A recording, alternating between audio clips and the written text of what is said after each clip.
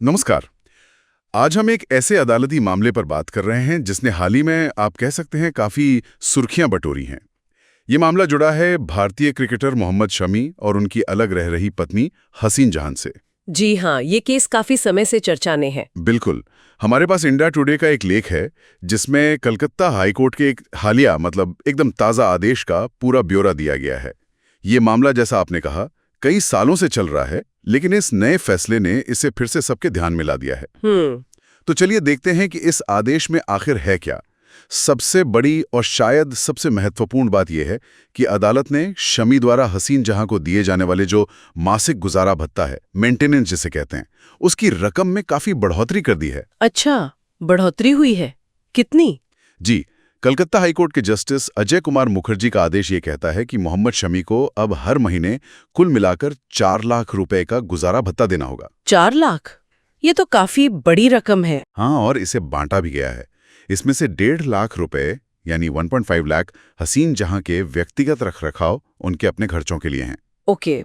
और बाकी के 2.5 लाख रुपए 2.5 लाख उनकी बेटी की परवरिश, उसकी देखभाल और दूसरे खर्चों के लिए तय किए गए हैं। अच्छा, तो 1.5 लाख पत्नी के लिए और 2.5 लाख बेटी के लिए, कुल 4 लाख। एकदम सही है। और ये रकम इसलिए भी ध्यान खींच रही है क्योंकि ये पहले जो रकम तय हुई थी उससे कहीं ज्यादा है। हाँ, पहले कितनी थी मुझे ठीक से याद नहीं आ रहा। जहां तक मुझे याद है 2018 में अलीपुर कोर्ट ने एक आदेश दिया था। उसमें शमी को पत्नी के लिए हसीन जहां के लिए 50,000 रुपए महीना देना था। सिर्फ 50,000? जी। और बेटी के लिए 80,000 रुपए प्रति माह देने का निर्देश था। तो कुल मिलाकर 1,30,000 हुआ। अच्छा, तो 1,30,000 से सीधे 4 लाख महीना, ये तो वाकई में एक बहुत बड़ी छलांग है। बिल्कुल, इसीलिए ये फैसला इतना महत्वपूर्ण माना जा रहा है। ये एक बहुत बड़ा इजाफा है। हाँ, और शायद हसीन जहां ने अपनी अपील में यही दलील भी दी होगी कि शमी की जो आर्थिक स्थिति है, उनकी जो कमाई है, वो ज्यादा गुजारा भत्ता देने लायक है। जी हाँ, बिल्कुल।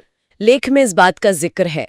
हसीन जहां ने अपनी अपील में यही तर्क दिया था कि शमी की आमदनी काफी ज्यादा है और जो पहले रकम तय हुई थी वो उनकी जरूरतों के हिसाब से कम थी। तो उनकी आय के बारे में कुछ आंकड़े हैं लेख में? हाँ, लेख के मुताबिक वित्तीय वर्ष 2021 के लिए जो इनकम टैक्स रिटर्न्स वगैरह होते हैं, उसके हिसाब से शमी की सालाना आय करीब 7.19 करोड़ रुपए बताई गई थी। 7 करोड़ 19 लाख सालाना? जी।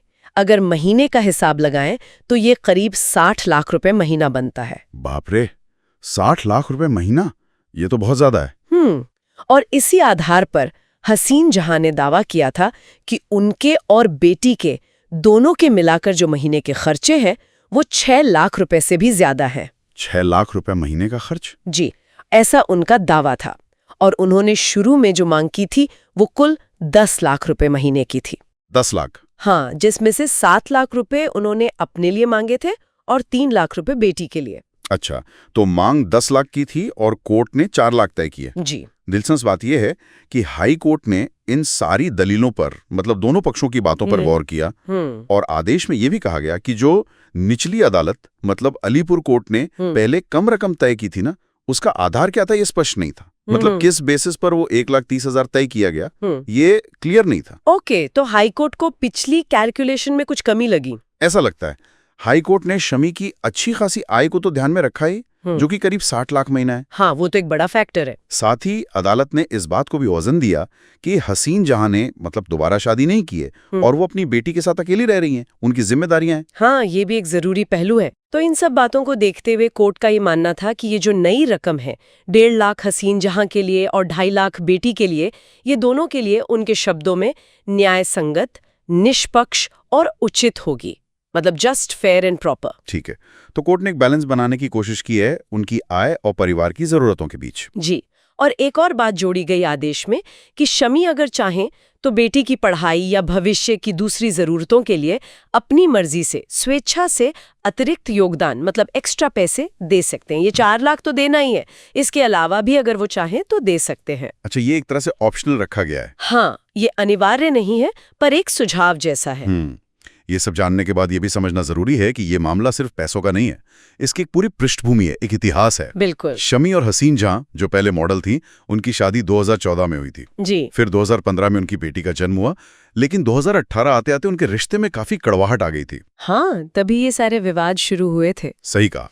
और लेख के अनुसार उसी समय मतलब 2018 में हसीन जहां ने शमी पर कुछ बहुत गंभीर आरोप लगाए थे।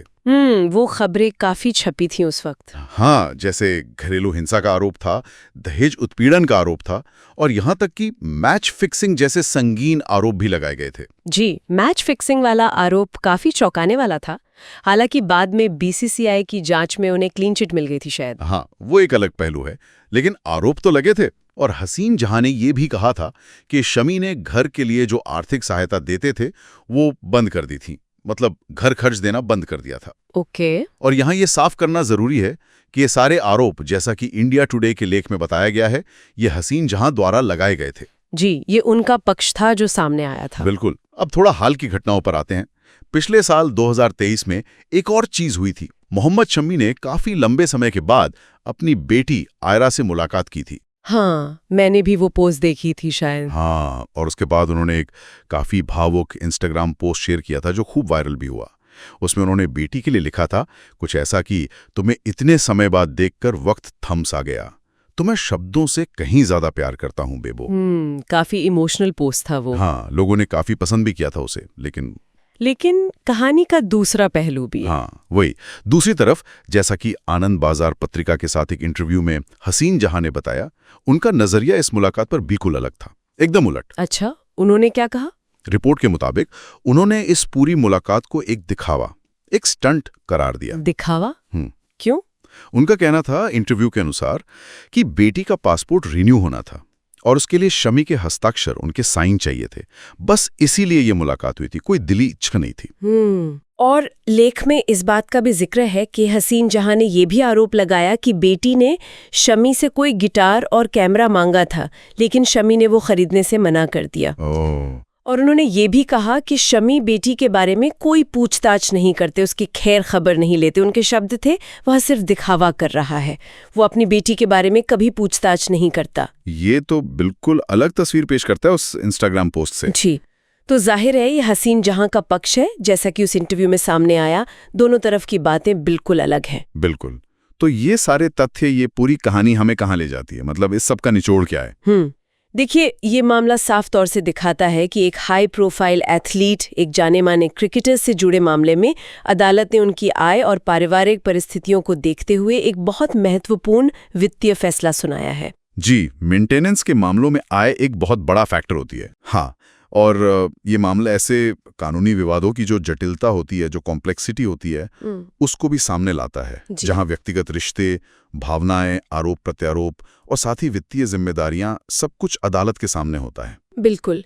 इसमें कानून के साथ साथ मानवीय पहलू भी बहुत गहरे जुड़े होते हैं। सही कहा। और यहाँ एक सोचने वाली बात ये भी उभरती है कि जब हम इन सुर्खियों और निजी झगड़ों से थोड़ा हटकर देखें, तो ऐसे मामले जहाँ एक पक्ष की आय बहुत ज्यादा हो, जैसे यहाँ शमी के केस में है, वहाँ अदालतें ये संतुलन कैसे साधती हैं?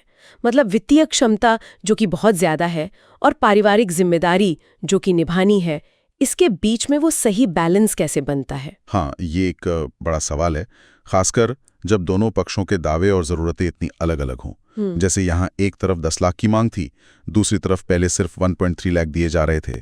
क्या इसका कोई सेट फॉर्मूला हो सकता है कि आय का इतना प्रतिशत दे दो? मुश्किल लगता है कोई फॉर्मूला होना। हाँ, मुझे भी लगता है। या फिर हर मामला अपनी परिस्थितियों में, अपने तथ्यों में इतना अनोखा होता है कि उसे अलग से ही देखना पड़ता है। ये सवाल शायद ऐसे हर मामले में उठता होगा। बिल्कुल। और इसका जवाब शायद हर केस के साथ बदलता भी होगा। ये वाकई सोचने वाली बात है कि इन हालात में न्याय कैसे परिभाषित होता है। जी।